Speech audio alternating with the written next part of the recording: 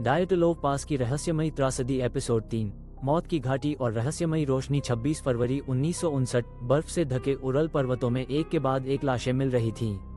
शरीर अजीब हालात में थे, किसी की हड्डियां टूटी हुई थीं, किसी की जीभ गायब थी और कुछ के कपड़ों में रेडिएशन पाया गया था। लेकिन सबसे डरावनी बात थी उनके चेहरे, डर और दर्द से जमे हुए चेहरे, खुली आंखें, मानो मरने से पहले उन्होंने कुछ ऐसा देखा हो जो इस दुनिया का नहीं था। लेकिन क्या सच में कोई अलौकिक ताकत थी, या फिर यह किसी सीक्रेट मिलिट्री एक्सपेरिमेंट का नतीजा था, या फिर यह जगह सच में मौत का पहाड़ थी जैसा कि स्थानीय लोग कहते थे। रहस्यमयी रोशनी का राज। जैसे जैसे इस घटना की खबर फैली, कुछ गवाह सामने आए जिन्होंने एक डरावनी सच्चाई बताई। उस रात जब डायटलोव समूह अपनी अंतिम सांसें गिन रहा था, उसी समय कुछ लोगों ने आसमान में अजीबोगरीब रोशनी देखी थी।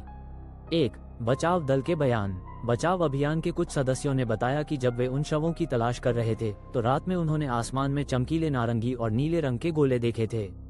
ऐसा लग रहा था जैसे कोई आग का गोला हमारे ऊपर से गुजर रहा हो। लेकिन ये कोई उल्कापिंड नहीं था, ये धीरे धीरे हिल रहा था जैसे हमें देख रहा हो। ये बयान चौंकाने वाला था।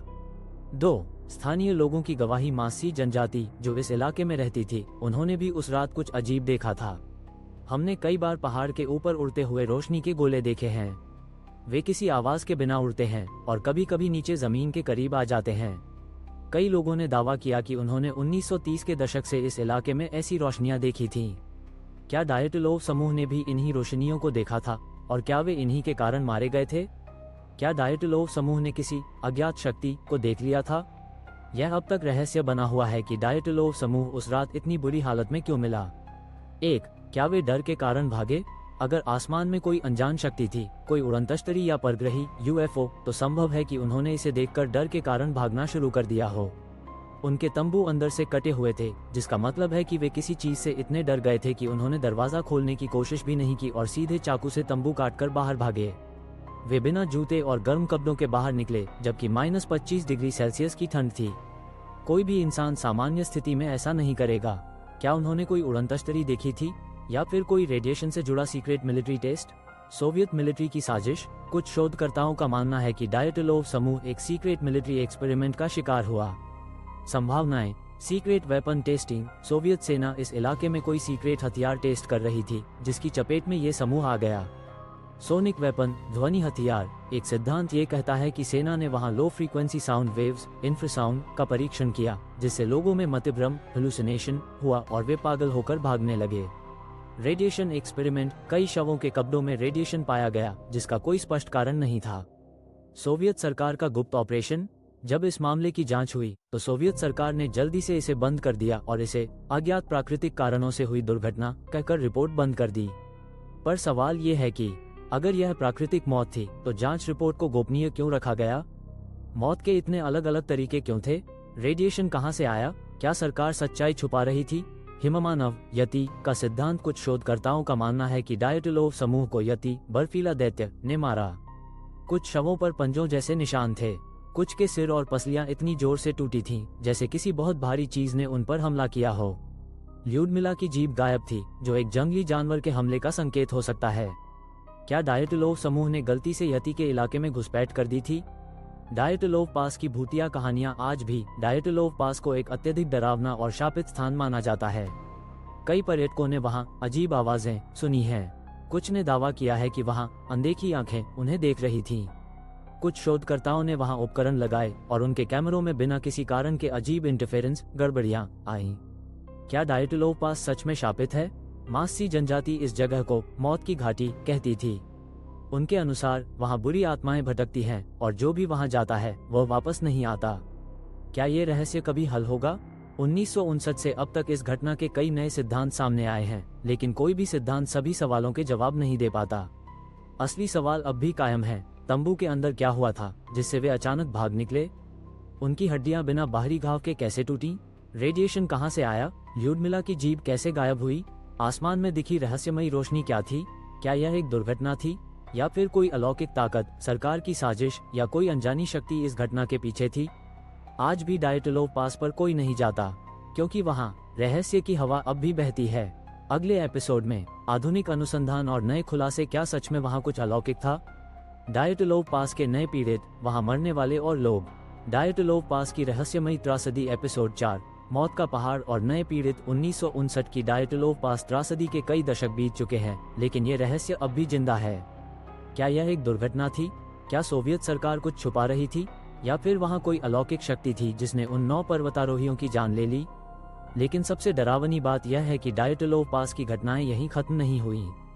1990 के दशक का नया खुलासा। 90 के दशक में जब सोवियत यूनियन टूटा तो कई गोपनीय फाइलें सार्वजनिक हो गईं।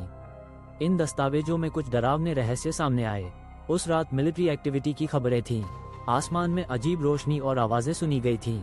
सरकार ने इस केस को जल्दबाजी में बंद कर दिया था, लेकिन असली रहस्य अभी बाकी था। 2019 में फिर हुई मौतें। डायटलोव पास के रहस्य को जानने के लिए कई वैज्ञानिक और पर्वतारोही वहां गए, लेकिन कुछ वापस नहीं लौटे। 2019 में 2 रूसी हाइकर्स इस इलाके में गायब हो गए।